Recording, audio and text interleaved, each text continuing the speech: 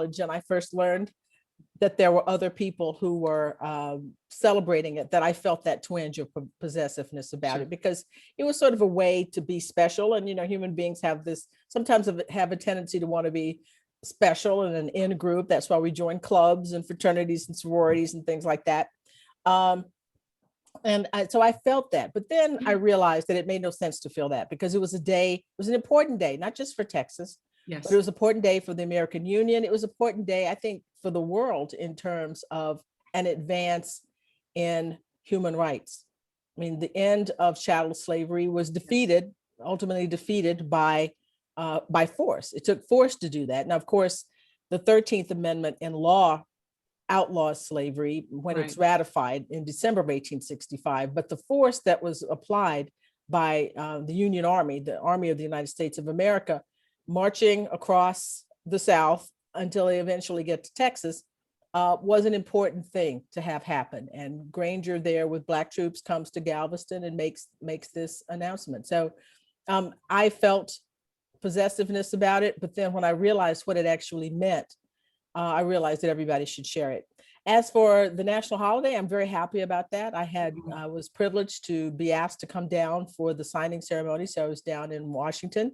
Nice. And, sitting there in the East Room, hoping that Miss Opal Lee, who has been so important in pushing this thing forward, 94 years old, and she told me that I asked her, how did you get involved in doing this? She said, well, when I was 89, I had this idea, and I thought, my gosh, so stop right there, 89, I want to be 89.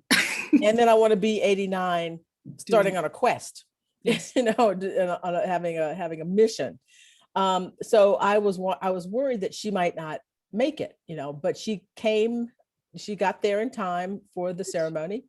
And it was wonderful. I mean, the president paid tribute to her, and we all paid tribute to her. But it was great. It was a great day. Everybody was happy, and members of the Black Caucus were there. Senators from Texas, Senator Cornyn, Representative Sheila Jackson Lee. Yes. So it was bipartisan support for this, as you know. In the Senate, it was unanimous. In the House, there were some holdouts, but it was generally a good day.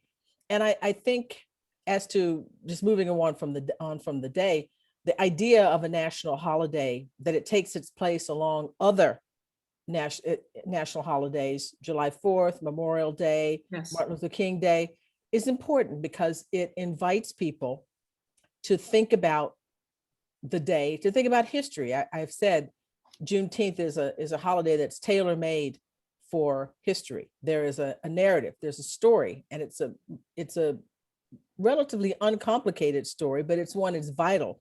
And so you can do celebrations of it and do educational programming with it. And yes. I think that's what I hope will happen. And now, because it's a national holiday, that can happen on a bigger, grander scale. When you were writing on Juneteenth, the book itself, and preparing it to be published this year, now a year that we now know is historic. What did you hope the book would contribute to the national movement that Opal Lee began at 89 with her quest, and Representative Jackson Lee, and the others, as they have been working to make this a national holiday? To be perfectly frank, I didn't think about that. That was not on my mind when I wrote the book. I mean, I knew that there was this movement out there. Yes. But I wrote the book. I had some very specific reasons that I wanted to write the book, and they weren't related to that. That, que sera, sera, that would happen or it would not happen. But I didn't see the book as a part of that effort. I mean, I mentioned it in the book, right? But I'm not, I said that it was interesting. It was amazing that they didn't have a day to do it, but it wasn't my idea to push it. I'm glad it happened. And, if it's just been serendipitous. It's serendipitous. That was not nice. Not the plan. Like, my book was not the plan for DNA testing on Jefferson descendants either. I just right. ended up in a situation where it happened that way. Right. No, I had other reasons for writing the book, and I mean, I'm glad it's worked out this way because it's led to an amazing week. To be having written the book, if I hadn't written the book, I wouldn't have been invited to come down for the Yes. signing, and to get a chance to see that was wonderful, and wonderful as an American citizen, Yes. but also as a historian. To And be a part of that was amazing. absolutely historic week. Yeah, And I can yeah, only imagine how thrilling to be a part of it. yeah. So I do have a question about Juneteenth, because you write in the book that in some ways it makes sense that this Texas holiday would be the holiday that the nation celebrates because the last battle of the Civil War was fought in Texas. I think it's called the Battle of Palmito Ranch. Yeah. But I'm also a native Texan, and thinking about Juneteenth has made me think about history here in Texas, but also Emancipation Days more broadly, and understanding that Juneteenth is just one of many Emancipation Days in the country, in the Americas. And so I wonder if you could talk a little bit more about why Juneteenth as a day, as opposed to, let's say, May 8th from Florida or August 8th in Kentucky. Why Juneteenth? Well, that's a good point. And I've said that on making that point just now, yesterday, about how I hope Juneteenth becomes sort of an umbrella under which all of these kinds of emancipation days could be discussed. Emancipation, as you well know, was a process. Yes. Even here in the United States, it involved military action. It involved enslaved people themselves leaving the plantations, and going to the army once the war started, and once the Emancipation Proclamation was proclaimed, which they knew about, and they left. So I'm hoping Juneteenth is a day that we talk about all of those things, all of those days. Now, as to why Juneteenth, well, it's Texans. I mean, that's the issue. I mean, I don't know why people from Kentucky and Virginia, I think, has the fall of Richmond, maybe is it April 3rd or something like that, a day that they celebrate. They didn't go places and insist that everybody celebrate their holiday, but Texans evidently did. And I mean, so, that's why, because you had a group of people who very tenaciously kept talking about this thing from 1866, the first year anniversary, up until now. I mean, the men in Houston who bought the park, bought the land to have a park specifically to recognize that day. I don't know. I mean, I guess I would have to, and this may be something I should do, study what people did in other states. Right. That I don't think that there's anybody who did anything in other states that rivaled this kind of thing, because that's comparable in a place as large. And we're talking about Marshall, Texas. We're talking about Galveston. We're talking about, Corsicana. It's all over. People were celebrating this, and they kept doing it. So if you have a group of people who are tenacious about something, the squeaky wheel gets the grease, who are tenacious about something, I think that's what it is. So we could, I think Massachusetts may celebrate Emancipation Day. They do it January 1st, and South Carolina does January 1st as well. But even saying that word tells you the problem with that. I mean, January 1st, you're just asking to be aggrieved because people are not going to pay attention to Emancipation Day on New Year's Day.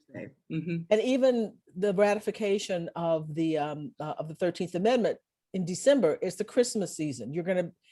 And then the Christmas Hanukkah season, then the Kwanzaa season, and you're just,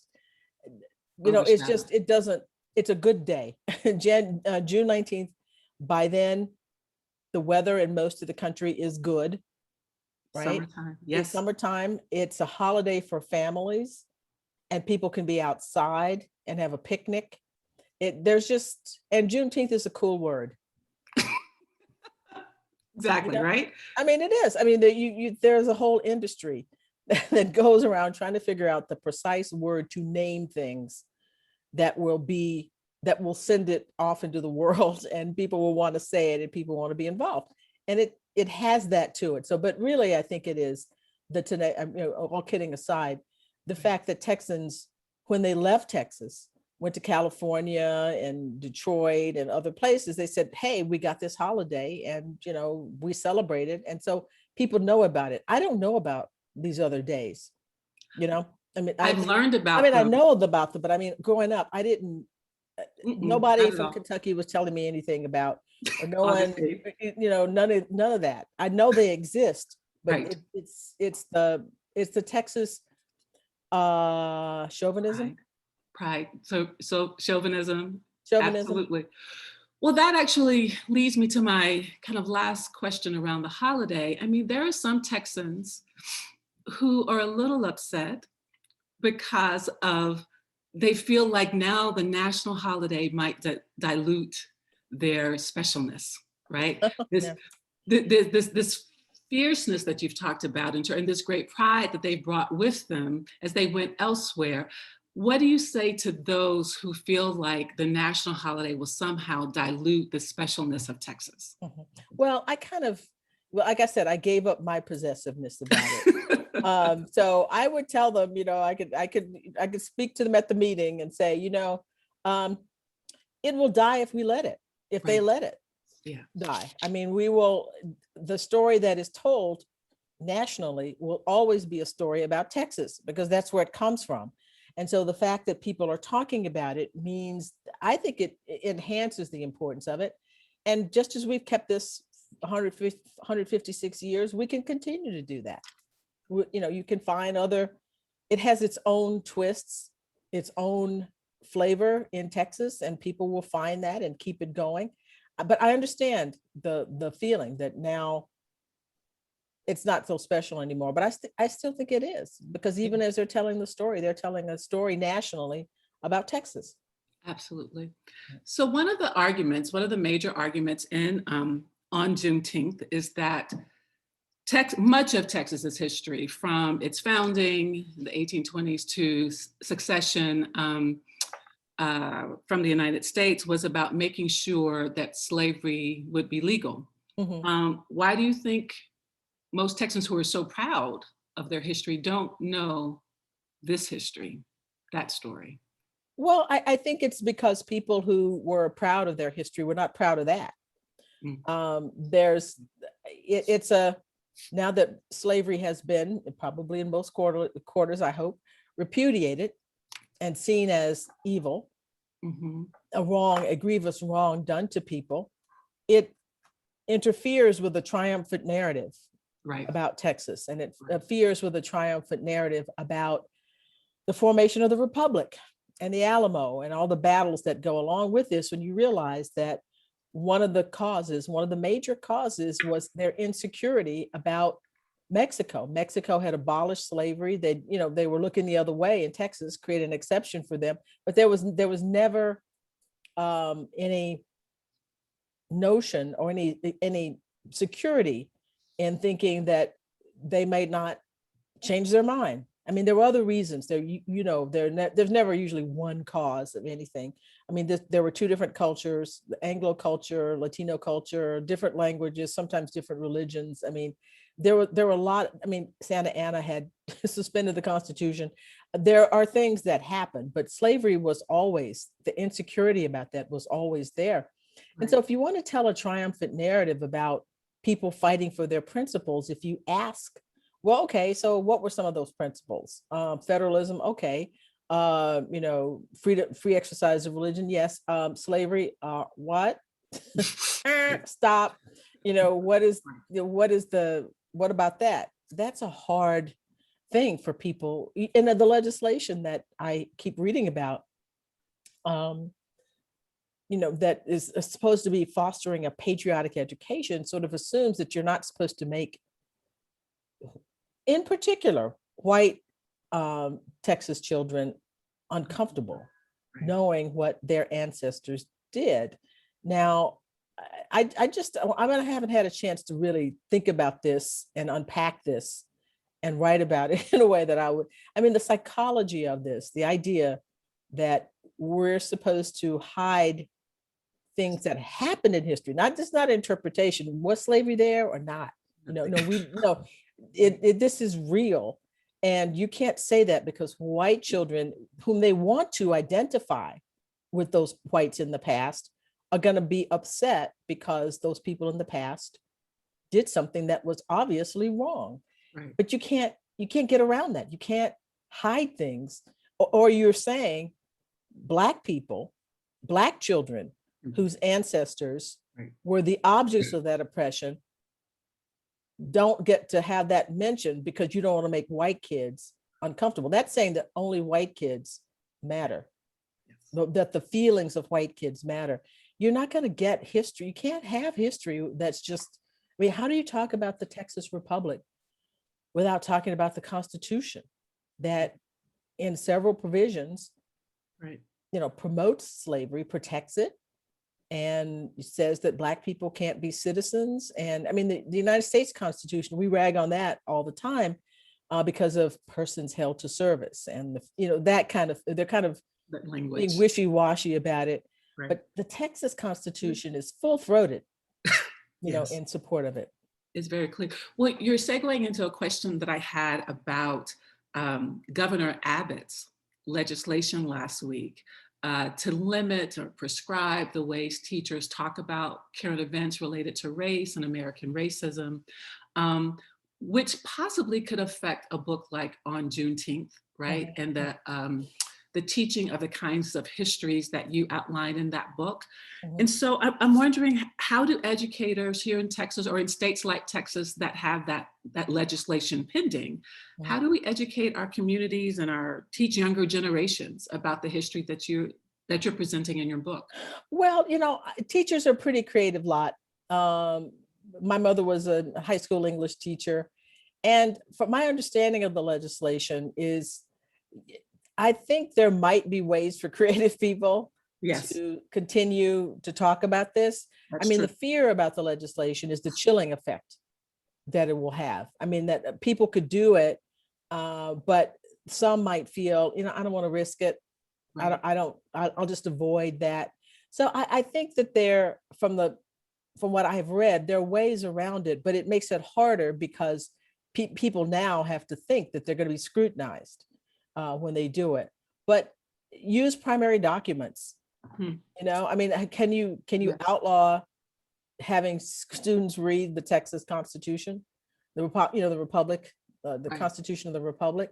I think there are going to be ways around it. And I hope people take it, but it's unfortunate because even discussing it this way creates a chilling effect. People are going to think about, well, how do I do this? And in ways that they didn't before. And I think the legislation is sort of evidence of how much has changed in teaching history. That I do a number of, I have done a number of some Gilder Lehrman Teacher Institute events and other teachers, things that are related to people helping them do their lesson plans and so forth, middle school teachers and high school teachers. So I know people are out there, they're hungry for this kind of information, and they are talking about it. So I think this is a backlash against some of that. The fact that people in Texas have been, and other states around the country, teachers have been talking about history in a much more inclusive and a more realistic kind of way. Your book, as we spoke before, comes out at a really serendipitous time. But you were mentioning that there were some other reasons that you wrote Juneteenth. Can you talk to us about those? Well, my editor, Bob Weil at Live Right, has been after me for a number of years to write a book about Texas, write a big book about Texas. Right. And he said, we could talk, maybe I might introduce it by talking about being a Texan or something like that. And we haven't really gone anywhere with that because I've had other projects. But this past year, I did an essay for the New Yorker about Juneteenth. Yes. And before that, I had done a review for the New York Review of Books of 5 books about Texas. Yes. So Texas has been on my mind for a couple of years. And when Harvard went virtual, I usually commute between New York and Cambridge. And since they went virtual, there was no point in me sitting in my apartment in Cambridge online when I could be in New York with my husband online doing Zoom classes. So I've been in Manhattan since March, of 2020, essentially. And I had time on my hands. And I was thinking about the pandemic.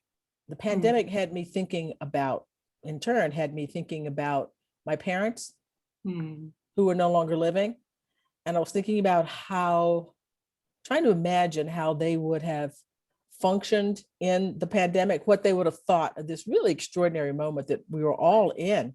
I mean, the whole world, was in the grips of this thing that everybody was paying attention to. When is that? Only, nature can pull this kind of thing on. We think we're in control, but bacteria and viruses have a different story about that. So we're all, in this moment. And in thinking about my parents, I felt nostalgic. I missed them, and I wanted to be able to do something that had a connection to them. And so writing about them and my life in Texas was important. And it sort of was married to something else that I had an interest in doing, and that is trying to explain Texas to people.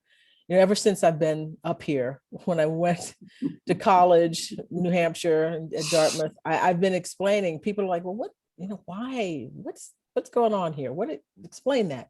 So I wanted to try to do it because I think that there's a lot about Texas that people misunderstand. Texas is in the news quite a bit for good reasons and bad, far too often, not so great reasons. And I thought I could try to explain Texas. I think there are misunderstandings about it. And those misunderstandings grow out of the image that people have of Texas because of, through Hollywood, movies and television, that it is the West, that it is a place of the West. And you think of cowboys, and you think of cattle ranchers and oilmen, and all these people are white. I say in the book, Texas is constructed as a white man. And what does that mean for people like me who are not white men, and others, women, white women and Black men and Hispanic people? What does this mean?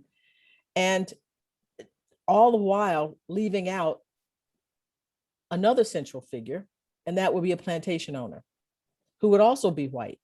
But you would have to think about these other people because you don't have a plantation without people of color, people of African descent in Texas. And so Texas was a slave society. And I don't think that people focus on that very much. It's kind of a dim awareness of it, but not really thinking that this, as it has in Mississippi and Alabama and Georgia, places that people know and think of as slave societies, how it affects the life even after the end of slavery. So I wanted to talk about that. And that's where I could bring my family in, because obviously my family, I'm a descendant of people who were enslaved in Texas. My mother's family, I can go back to, not with a name, but with a birth, back to 1820s in Texas. And my father's family back to the 1860s at least, all right? So, and my family is not one that left Texas. Isabel Wilkerson's book, The Warmth of the Suns, where people are leaving, my family stayed. And it'd be interesting to think about why. And I have a theory, perhaps, why they stayed, but they're there.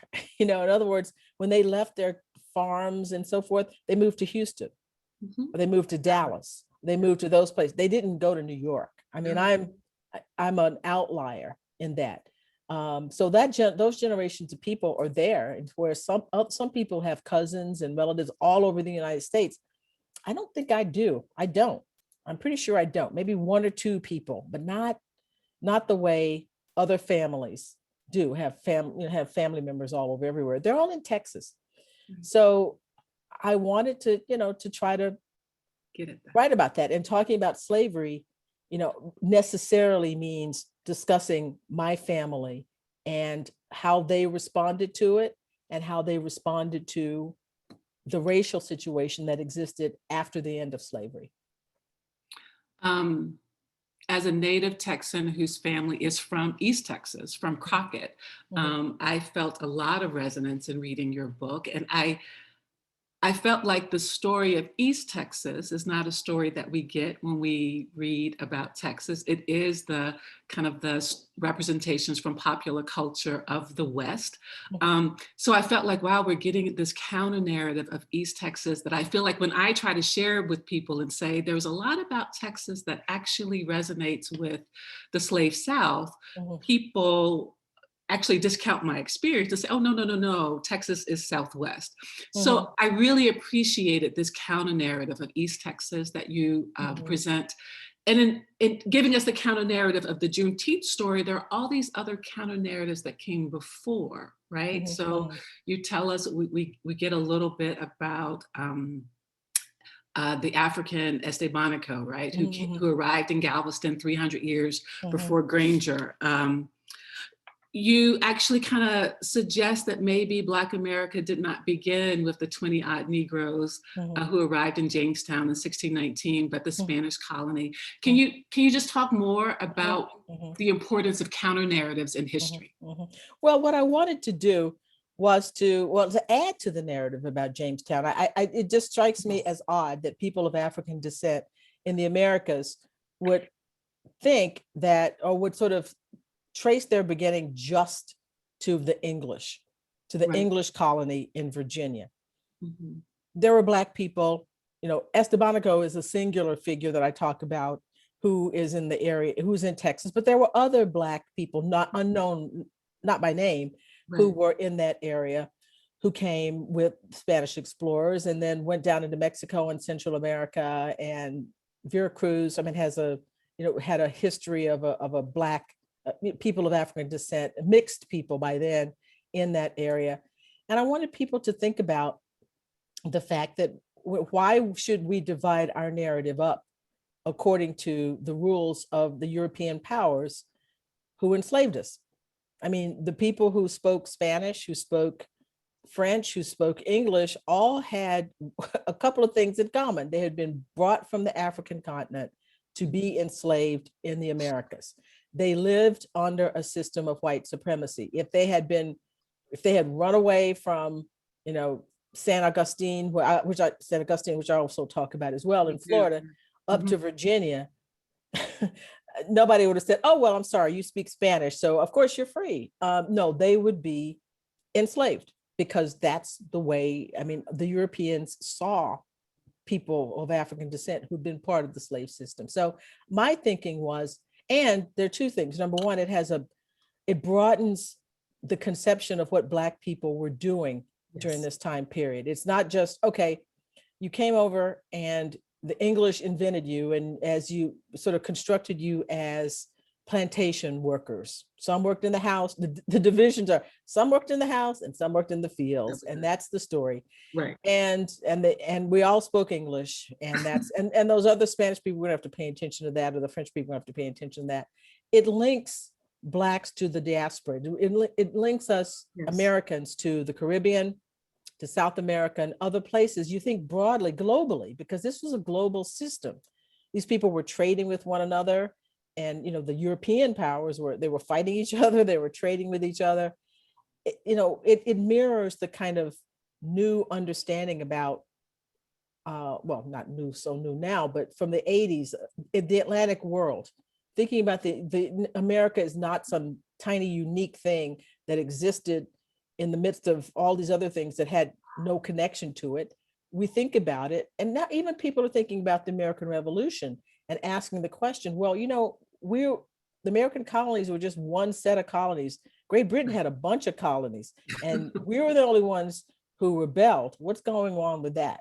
Why did the Americans strike out, but the people in the Caribbean didn't? So this whole movement to think globally, to think about, because it was a global world. So I wanted to tell that story of Estebanico and other Black people of African descent in the Americas, so that young people, I heard about Esteban, we called him Esteban in my class, Esteban, not the diminutive thing. But it was just sort of in passing. Right. But to really think about him and then broaden it out and think about other people of African descent were all over the world doing all kinds of things. Yes. Estebanico is a translator. for the indigenous people who enslaved them. At first, they had to escape from them, and then from others as they encountered, as they're walking across Texas and walking across Mexico to the Pacific seaboard. And he at times is the translator because he had a talent for languages. I mean, you need to know all of those kinds of things, not just the house and the field and the house. Great. Yes, I felt like one of the beautiful things about the book was the way it opened it up to a diasporic understanding of Blackness, right? Yeah. So I thought that was gorgeous. One thing that I think is a sleight of hand you do in this book is that you complicate a lot of these origin stories, but yet somehow Texas still feels exceptional. It still feels quintessentially American, and that we still are like the most unique. And so I wanted to ask you about this sleight of hand, this balancing act you do between the historian's expertise, right? And just the clear affection you have for Texas, right? And your experience here. How did you combine those two? Well, I think part of it comes from my belief that, and I say this, that all of the sort of major currents of American history go through Texas. Westward expansion, conflict with indigenous people, plantation slavery, Jim Crow after that, bordering a foreign country. And so immigration is an issue, a republic, a place that's a republic. And so it's sort of America in a microcosm. There is an exceptionalism there. There's no other state that has all of those things in it.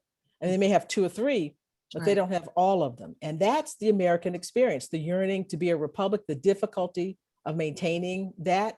And we're still, we've lasted longer, but the impulse and the actual having a war to have it come to a fruition, to have all of those things together makes it a very volatile kind of place. And so you can tell the history of the United States through Texas, because a lot of the stuff that's happening there is happening because of the larger, for the, the surrounding union.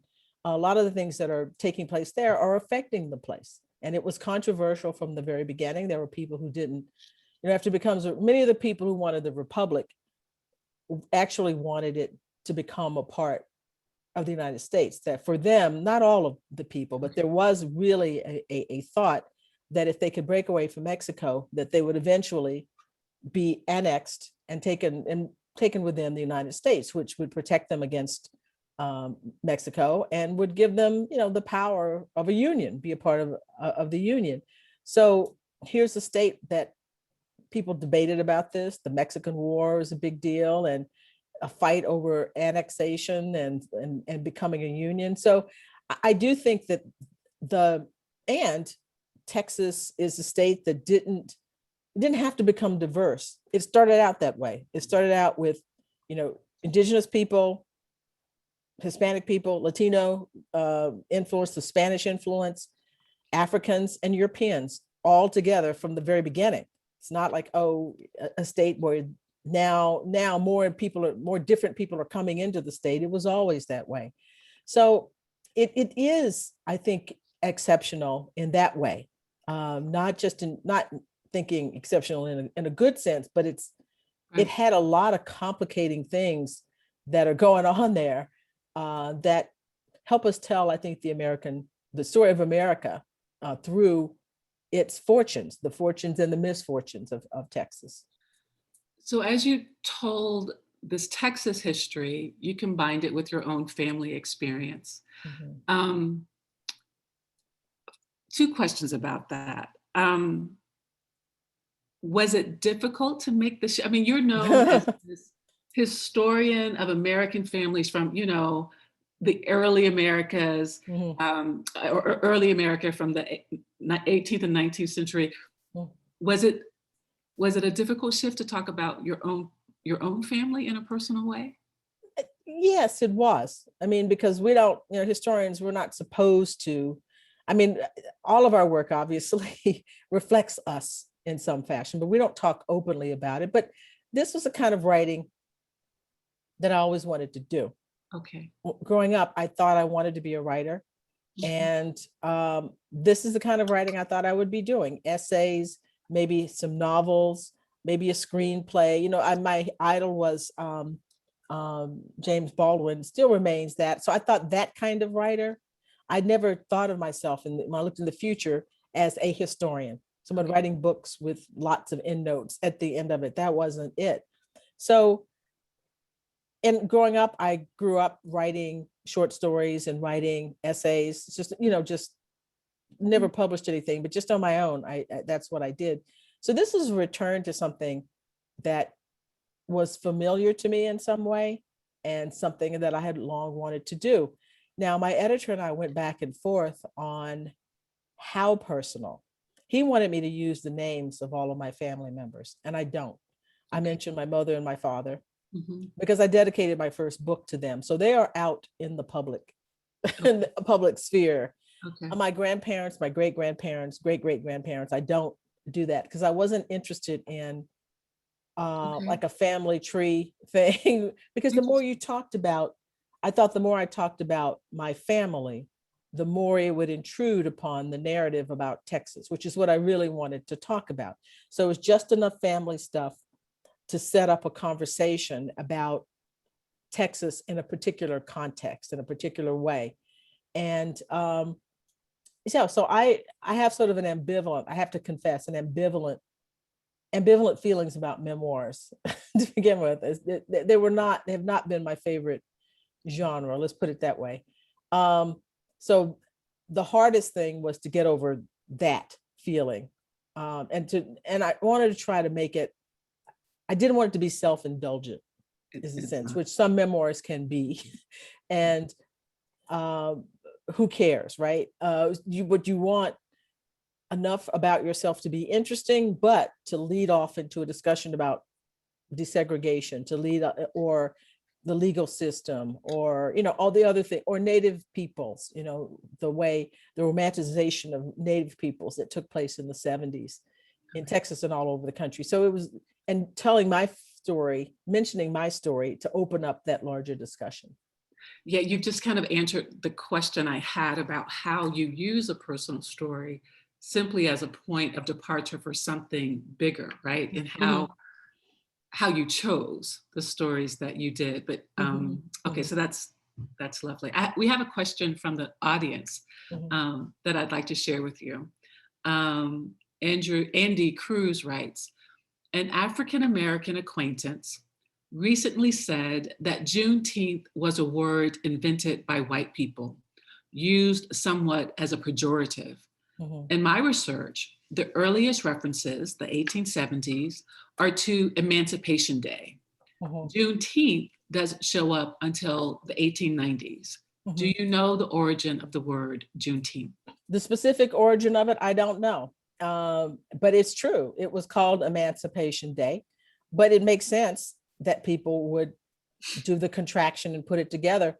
I don't see why we should credit this to white people, that white people invent everything. It sounds Black to me. Now, they could have been using it in a pejorative way, but I don't, my grandmother, my great-grandparents used this. I don't know what white people they would have been reading to know that. Do you know what I'm saying? I don't have any evidence that that's the case. And I haven't, it's not the kind of, I've not gone into it the way I've gone into the history of the Hemmings family in Virginia, but maybe that's something to do. But I know the older people in the little towns that I grew up with, people who, my grandmother would have been born at the end of the 19th century.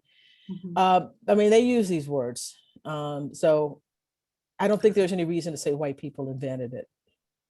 I read an interesting story just last night because I went to Mahia to look at the Emancipation Park there. And the story was that, or one of the stories about the origins of Juneteenth was that you celebrated the holiday on the day closest to Juneteenth, right? And it was a 3-day celebration. It was like the 17th, the 18th, and 19th. So the 10th was to include all of those days. Okay. Right. That so makes who knows? sense. But that's who what knows? Who knows? But it makes sense. But I was like, I can see that. Yeah. No. So that, that makes sense as well. That people, because, I talk in the book about how people were celebrating before Granger got there. Yeah. And people Yes. people Yes. asked them, why are you celebrating? I said, because they knew what was going to happen before he was coming from Louisiana, and they knew already what he was going to say once he got there. So that makes sense. Maybe there was, the knowledge of it before, in the days before he got there. And so they may have celebrated all three of them and put them together. Right. And in Mahia, it's definitely a 3-day celebration from 17th to the 19th. So I thought that was an interesting story. That's great. I'll have to look at that. That's great. Yeah, it's something I read. It was actually someone from they have an organization on Juneteenth. So some of their documents said that. So I said, yeah, that's great. When you were growing up, and celebrating Juneteenth with all of the rituals and traditions, did your family talk to you about the history of Juneteenth, like what it meant? Did they talk to you about we eat red foods and drink red drinks? Were you told those things? Well, I mean, I was told why there was a celebration. Yes. I don't recall talking about this in school.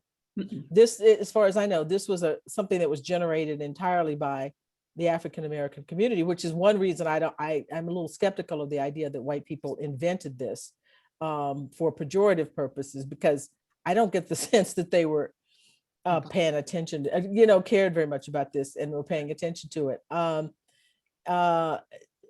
They told me what it was about. And we ate what we ate. I just somehow knew that this is what you're supposed to have. You're supposed to have red soda water. You're supposed to have something, some people say they have red velvet cake and things like that. I didn't do that. I didn't have that. Or, historians, understand obviously that some things get grafted onto stuff after the case, and it's perfectly fine. It might make sense, but they didn't talk about why. It's just that this is what we're supposed to do, and you do it. And we had it. So, do you observe now? Do you observe Juneteenth? Yes, I do. But in barbecue, I try to have some red soda water or something, some red drink. I'm told, and this could be one of those things grafted onto it, but it makes sense that it was hibiscus tea that people used to drink. Sense.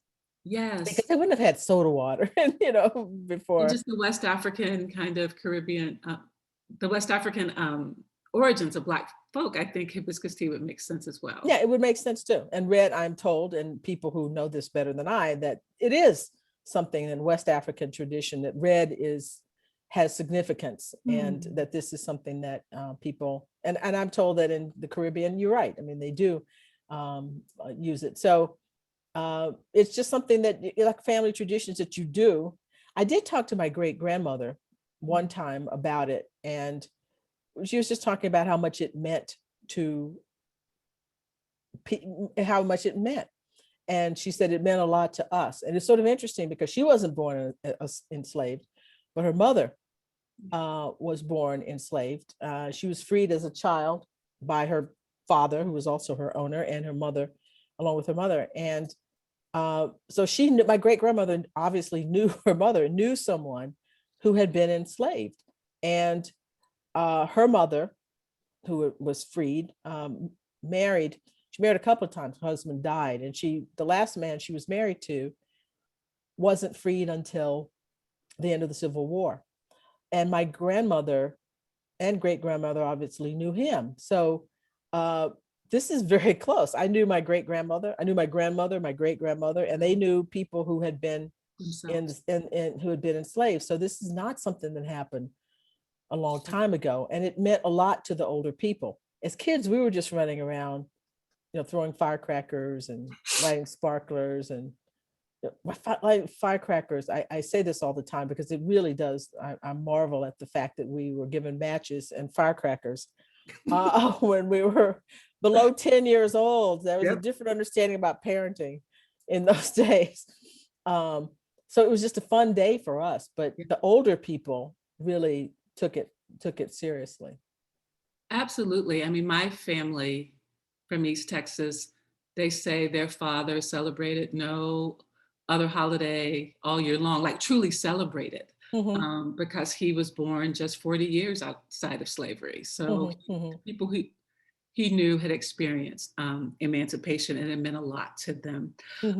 So we're going to wrap up a little bit. I'm just wondering, Annette, if there's anything more you'd like to add about your book and its significance that hasn't come up during our conversation. Well, one thing that I mean, doing this book, it really drove home to me something that I've thought about many times as a historian, and certainly of other family histories, is how much I regret not talking to my great-grandmother more about her stories and finding out more stories from her and recording those. And I would just urge people, since we're all sort of shaped by history, all of us could do a book like this to talk about their family and in relationship to the history that helped make their family what it was. I would just encourage people to talk to elderly relatives.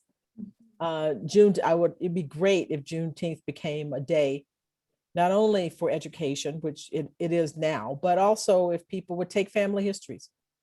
Nice. Record. We got an iPhone, great recording system to talk to people, to older people about what happened to them.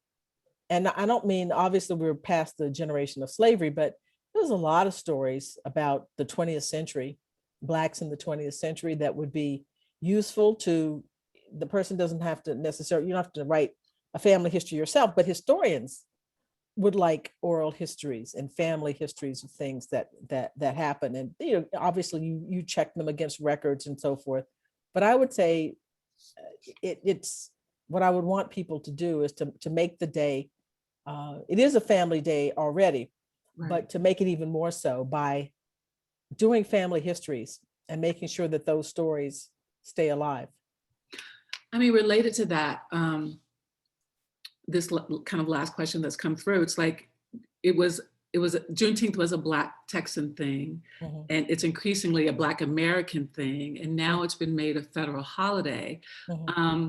I love this idea of like more oral histories that Black families can do, but as we integrate more Americans into the holiday, do you have suggestions about how we might educate each other and celebrate together? Well, I think white people should take histories too, because they know the racial story. Yeah, they know the stories of their, maybe they don't want to tell them, but if I think we can compare stories, we can compare histories about this, because this happened together.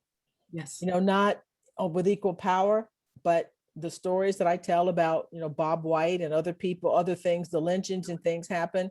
You know, I think it's not just Black history, it's American history. And I think all families who are together should talk to one another about those past times, and not those specific ones, but say even in the 20th century, integration, reactions to all of those kinds of things. I think it could bring people together if we talk about our common and shared history. Great. Thank you so much. It's been a great pleasure speaking with you. It's a lot of fun. I'm going to turn this back over to Morgan. Thank you so much. You're very welcome. Thank you so much, Angela, and thank you so much, Annette. I echo what Angela said. This has been a wonderful hour to really learn more and dig more into the history about Juneteenth and all the surrounding topics related to it. So thank you to everyone that was able to join today. Thank you for our San Antonio Public Library Foundation for making this event possible. Again, Angela and Annette, thank you so much for joining me. Everybody have a wonderful afternoon. Thank you. Goodbye. Thank you. Bye-bye. Bye.